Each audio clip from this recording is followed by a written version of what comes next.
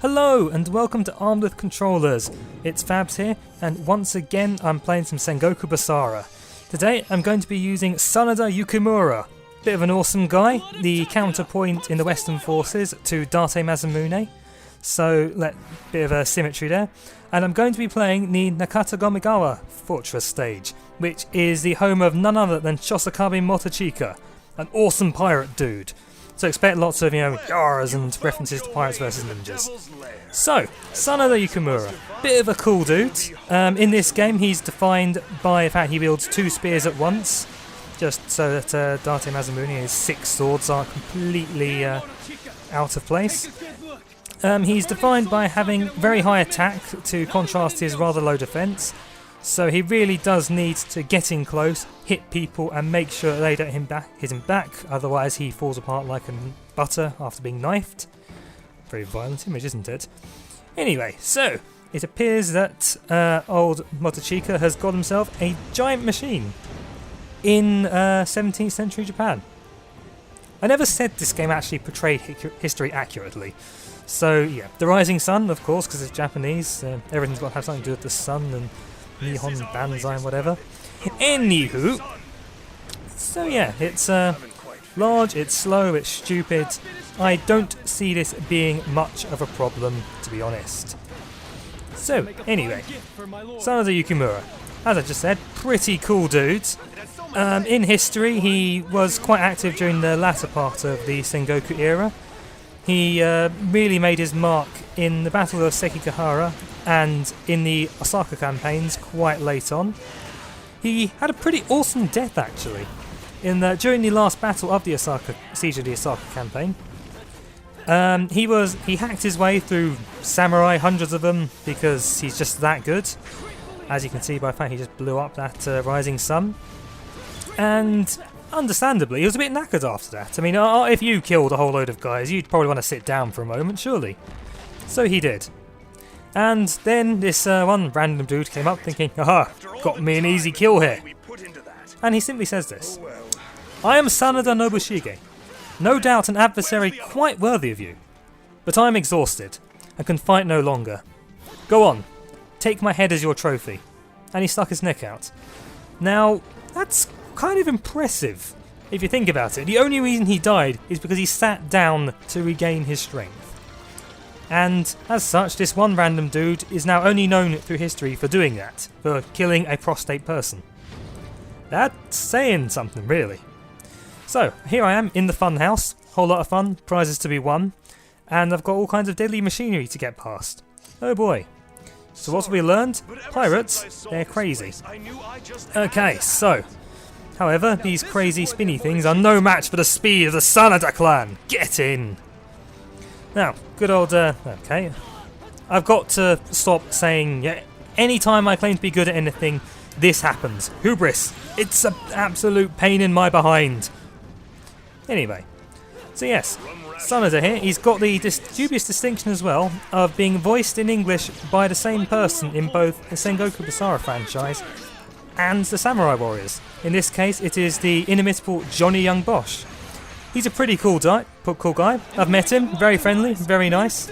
Best known in the West, I would say, for various anime roles. He was the English voice for Lelouch de Bretagne in Code Geass. He was Vash the Stampede in Trigun. Although I think the role most people recognise him from is as Adam Park, the second Black Ranger in Mighty Morphin Power Rangers. So there you go, just goes to show there is life after that. Granted, not with Jason David Frank, who seems to live off the fact that he was Tommy so many years ago. But that's a story for another video.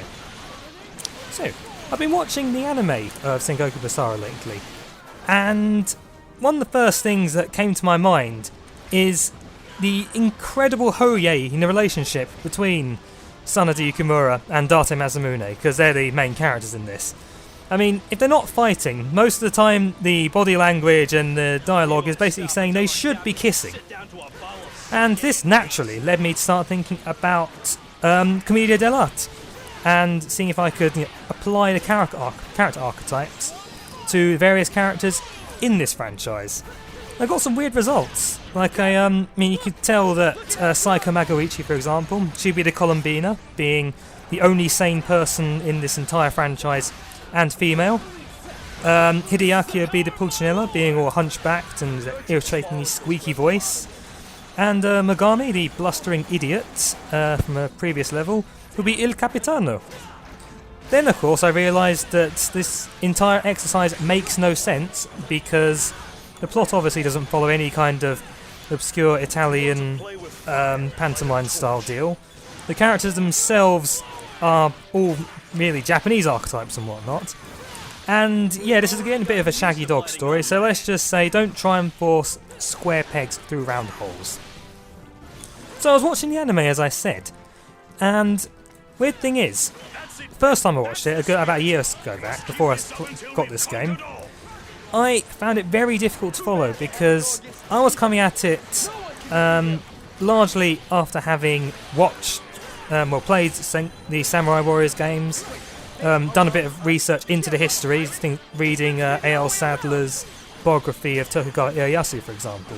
So I'm watching it and I'm thinking, there's the Battle of Anagawa. Why is Sanada Yukimura there? Why is Date Masamune there? Doesn't make sense. They shouldn't be there. And I mean, yes, of course, in Samurai Warriors, for example, you had characters acting in battles they weren't around. But each stage basically was, this is a battle from history. This is a battle from history, that kind of deal.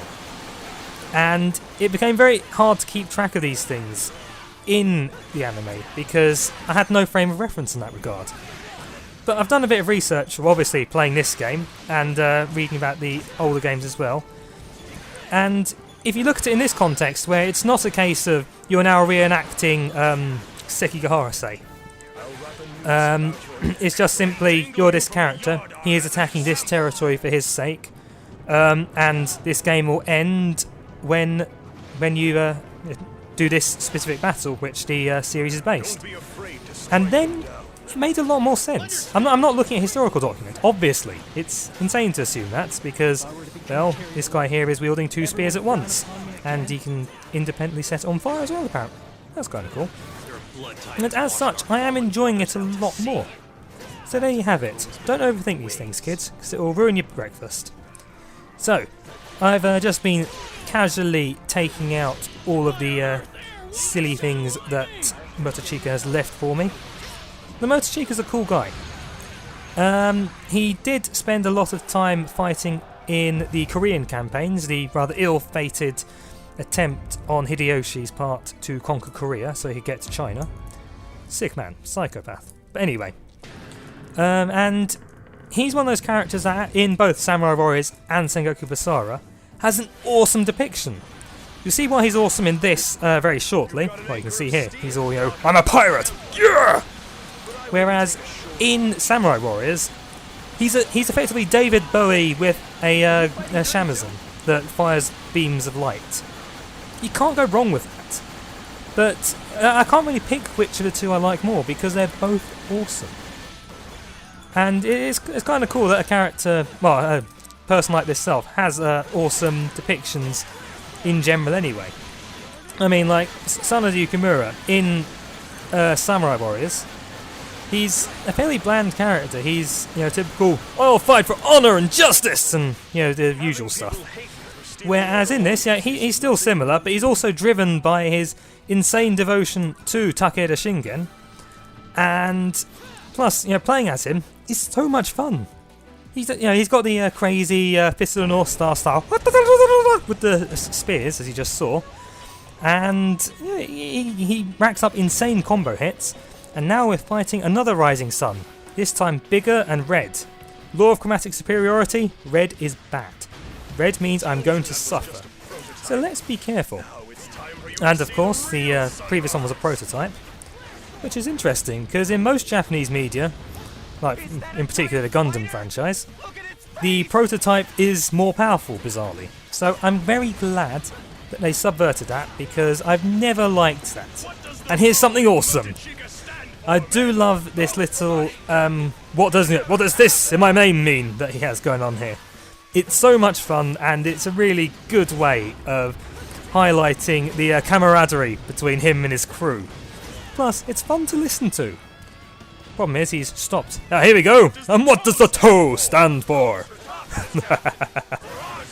Ah, pirates. I do wonder where the pirate versus ninja thing came from, you know? It seems rather nonsensical. I mean, if we follow Dr. McNinja, say, it results in a crazy time when the Irish ninja were attacked by pirates and they used frozen shamrocks as shurikens. I'm not saying it's a sensible idea, but it makes sense. It makes sense.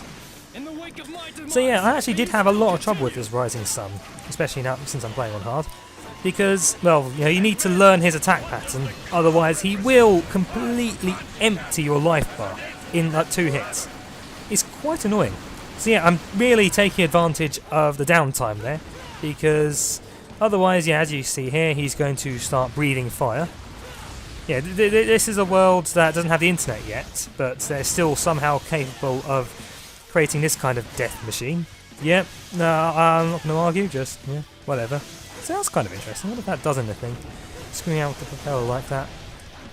Oh well, shouldn't be too much longer now. Come on, Sanada, show him who's boss. Might have attacked the army and all that. Just realised I've hacked off most of his legs. And he did! Okay. Right, come out, Motochika, it's time. Ah, yes. Is this not a badass entrance? Because I think it is. So interestingly enough, this does highlight one of the lesser known laws of physics, in that if you ever are about to be in the vicinity of explosion, turn your back on it and walk very slowly away. All that will happen, you'll be completely protected from harm. I mean, this is what happens in movies, so obviously it's true. Just slowly walk away from the explosion, and not only will everything look awesome, you'll be fine. Okay, so let's show this pirate captain who's boss. Now, one thing that's a shame actually is that I don't have any of Sanada's little dudes helping out. In history, well, I say history, in Japanese folklore, there were 10 ninja that helped him out, known as the Sanada 10 Braves. Saratobe Sasuke, his lead ninja dude, is a character in this. He does help out quite a bit usually. Yeah, see, there he is. But no, none of the others are here, which is a shame. I mean, there might be some of the nameless bodyguards, I don't know, I haven't cared to check really. But no, it'd be cool to get a bit more use of those somehow. Then again, judging by the state here, don't really need it. No, if you'll excuse me. Oh, I was about to do the Fist of the North Star, but no, I had to get hit out. Stupid you, pirate man. See, it's interesting. He's doing a really good job of blocking everything I do. He's also doing a really good job of getting my Basara gauge up. The fool. Okay. Yes. What does the toe represent? Tough. Yes, because you are tough. You are awesome.